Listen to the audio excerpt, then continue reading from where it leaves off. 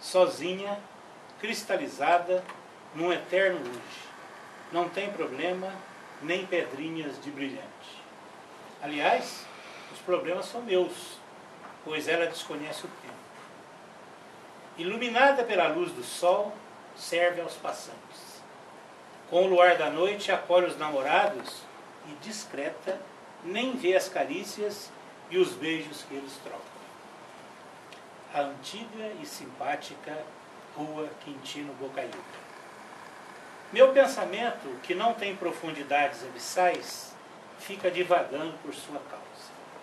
Quem lhe teria dado esse nome, tirando-a do anonimato?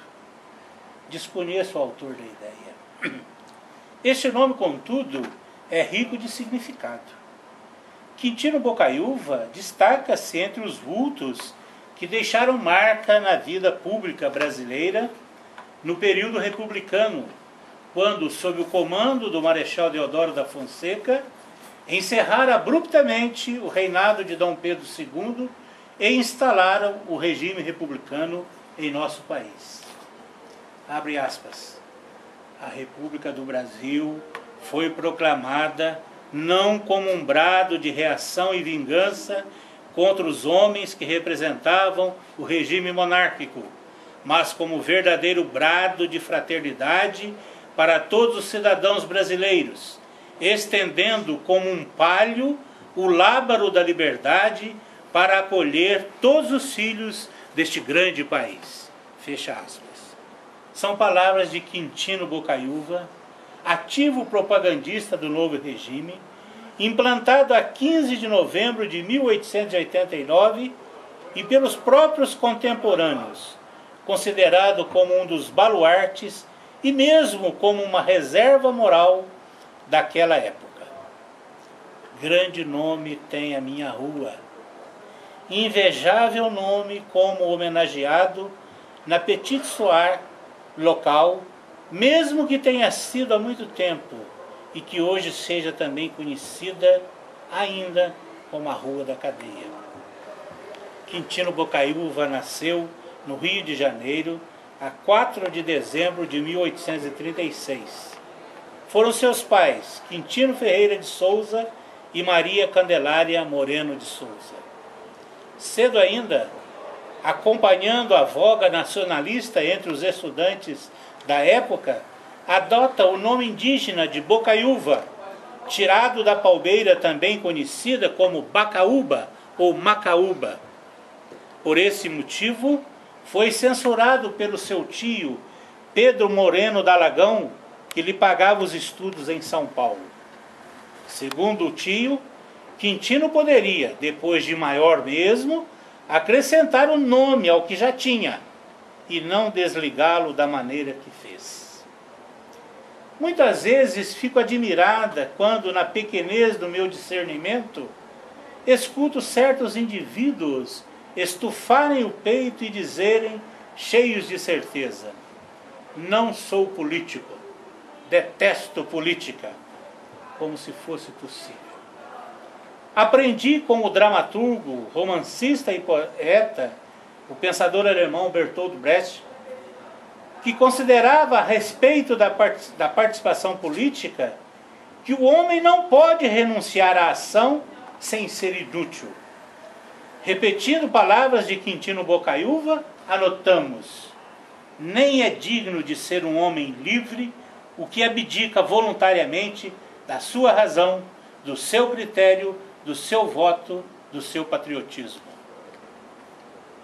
Como modelo de homem íntegro a serviço de sua pátria, vamos encontrar Quintino Bocaiúva, jornalista fundador e dirigente do Partido Republicano Brasileiro e de grande atuação política na conspiração republicana.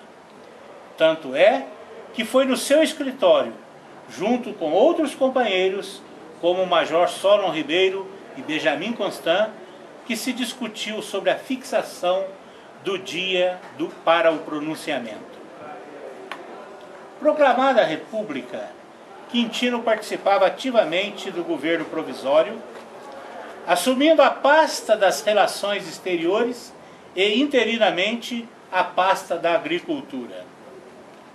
Mais tarde, em maio de 1890, Deodoro da Fonseca confere a Quintino Bocaiúva e demais ministros as honras de general de brigada do Exército Nacional por serviços prestados.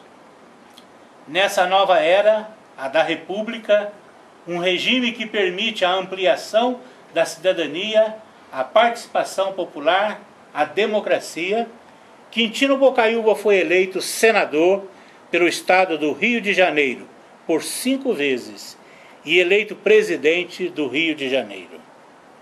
Finalmente, por um manifesto da Assembleia Estadual, foi apresentada a candidatura de Quintino Bocaiúva a presidente da República, coroando sua constante atuação, a qual ele recusou por motivos de saúde.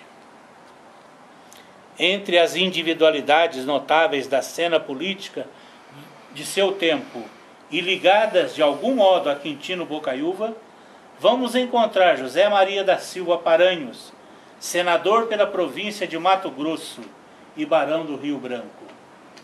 Desta figura ímpar, Quintino recebeu a incumbência de ir, como embaixador extraordinário, a Buenos Aires assistir à posse do presidente Roque Sáenz Peña, seu particular amigo. Diga-se de passagem que Quintino Bocaiúva correspondia-se com Rui Barbosa, seu ilustre admirador e seu irmão pelo espírito. Foi pelas mãos de Quintino que Machado de Assis ingressou em 1850 na redação do Diário do Rio de Janeiro. Mais tarde, lembrando-se do fato, deixaria do amigo um dos melhores retratos, quer pela capacidade de síntese e precisão, quer pela sensibilidade de bruxo. Abre aspas, Bocaiúva era gentil figura de rapaz, delgado, tez macia, fino bigode e olhos serenos. Fecha aspas. Além de jornalista, patriarca da República, fez parte da maçonaria brasileira, foi poeta e autor teatral. Como me estenderia se pretendesse me deter indefinidamente neste ilustre homem e na época em que ele viveu? Época privilegiada, em que grandes transformações se apresentavam no limiar da última década do século, não somente na política, na literatura. Deixando a vida pública, Quintino Bocaiúva se retirou para sua fazenda Santa Helena, em Pindamonhangaba, São Paulo. Em carta a Lúcio de Mendonça, ele dizia: tudo quanto eu podia fazer pela República, já fiz. E o que me resta fazer na República é o que eu quero que me deixem, isto é, plantar batatas e colhê-las. Vamos também deixá-lo em paz. A 11 de julho de 1912 morreu e, segundo seu desejo, foi sepultado, sem honras civis ou religiosas de nenhuma espécie. Chego à janela da minha casa e, como se pudesse atravessar gentes e terras, abençoo a trêmula cabeça de alguém que foi digno e merece ser relembrado até os nossos dias.